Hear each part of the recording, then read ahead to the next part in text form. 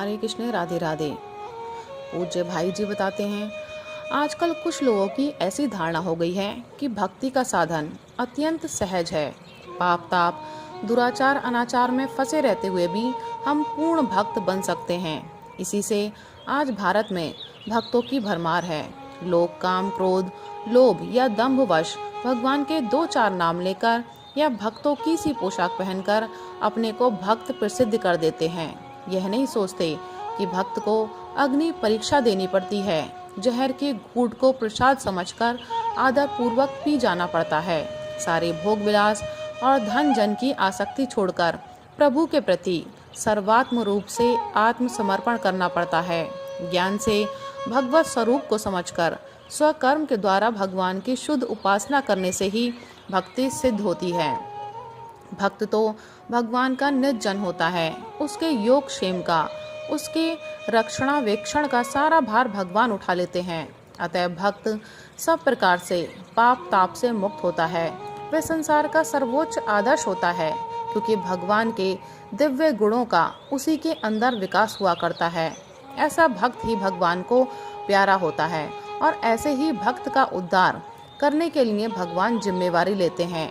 भक्त तो अपना हृदय मन बुद्धि शरीर परिवार धन ऐश्वर्य वासना कामना आदि सब कुछ भगवान के चरणों में अर्पण कर निश्चिंत हो जाता है। वह सारे संसार में अपने स्वामी को व्याप्त देखता है। इसलिए वह अखिल विश्व के सकल चराचर जीवों के साथ प्रेम करता और उनकी सेवा करने के लिए पागल हुआ सा घूमता है। ऐसे अनन्य भक्त का जीवन प्रभु में होता है। उसके समस्त कार्य प्रभु के कार्य होते हैं। वह प्रभु के ही परायण होता है। एकमात्र प्रभु का ही भजन करता है। संसार की किसी वस्तु में आसक्त नहीं होता और सर्वभूतों के प्रति अपने साथ वैर रखने वालों के प्रति भी निर्भर रहता है। वह पहचानता है केवल अपने एक प्रभु और संसार में सर्वथा एवं सर्वदा केवल उसी की लीला का विस्तार देखता है। जीवन मरण दोनों ही उसके लिए समान सुखप्रद होते हैं। जीवन मरण चरण के चाकर चिंता रहित चित्त है नित्य। वह जीवन से कभी ऊबता नहीं और मृत्यु के भय से कभी कांपता नहीं। प्रभु की प्रसन्नता के लिए यदि कभी उसके सामने मरण की वह मूर्ति आती है जिसका लोग अत्यंत भीषण मानते हैं, तो भक्त की दृष्टि में वह बड़ी मोहिनी होती है और वह बड़े प्रेम और उत्साह से उसका आलिंगन करने को सामने दौड़ता है। वह समझता है कि इस मृत्यु के रूप में मेरे प्रभु ही मुझे दर्शन देकर कृतार्थ करने और अपनी गोद में उठा लेने को पधारे हैं। मृत्यु सर्व हर्षोहम इस गीता कथित भगवान के वाक्य का स्मरण करके वह हर्षोल्फुल हृदय से मृत्यु का स्वागत करता है।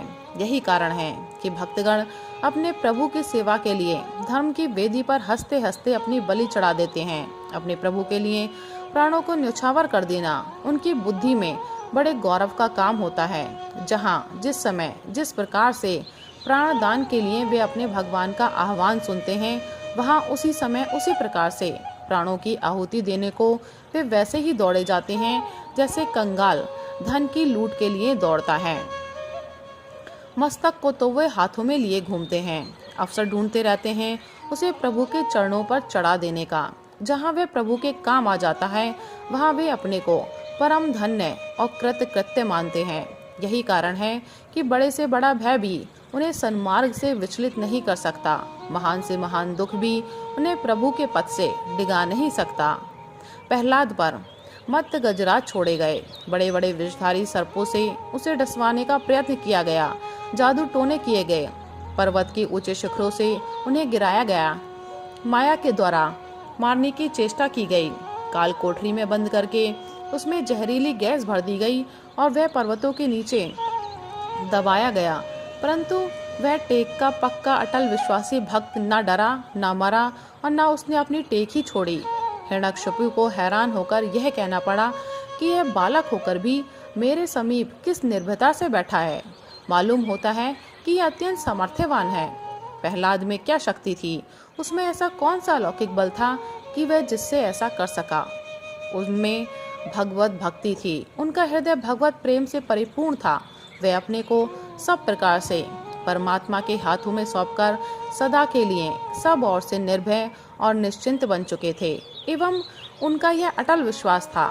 उसे वास्तव में ऐसा ही दिखता था कि सारा संसार प्रभुमय है, जगत की प्रत्येक वस्तु मेरे स्वामी का रूप है।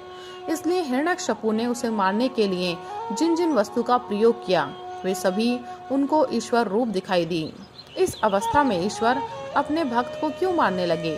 प्रत्युत प्रहलाद के वचन को सत्य करने के लिए, अपनी सर्वव्यापकता प्रत्यक्ष करा देने के लिए निराकार अव्यक्त रूप से सर्वत्र व्याप्त परमात्मा स्तंभ को चीरकर अद्भुत रूप में प्रकट हो गए। प्रेम बड़ो प्रहलादी को जिन पहनते परमेश्वर काड़े।